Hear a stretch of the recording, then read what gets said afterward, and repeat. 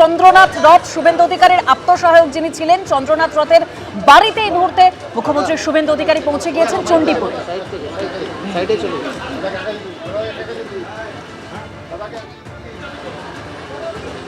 সেখান থেকে আমাদের প্রতিনিধি বিটন চক্রবর্তী রয়েছেন। বিটন,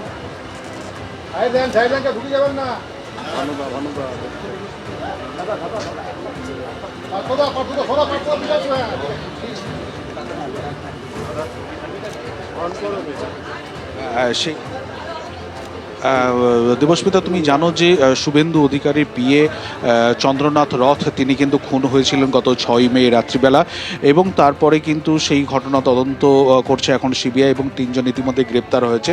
এবং কিছুক্ষণ আগেই কিন্তু শুভেন্দু অধিকারী সেই চন্দ্রনাথ রথের বাড়িতে এলেন, এবং চন্দ্রনাথ রথের যে পারুলৌকিক যে কাজ হচ্ছিল সেখানে যে তার ছবি রাখা ছিল, সেখানে তিনি ছবিতে মাল্যদান করার পর কিন্তু তিনি চন্দ্রনাথ রথের যে বাড়ি রয়েছে সেখানে ভেতরে ঢুকে যান।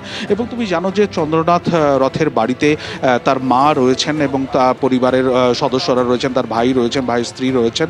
এখন বাড়ির মধ্যে তিনি ঢুকে গেছেন এবং সেখানে গিয়ে তার মায়ের সঙ্গে কথাবার্তা বলছেন, এবং সেই কথাবার্তা বলছেন, এবং তারপরে বেরিয়ে এসে তিনি কি বলেন সেটাই কিন্তু এখন দেখার বিষয়।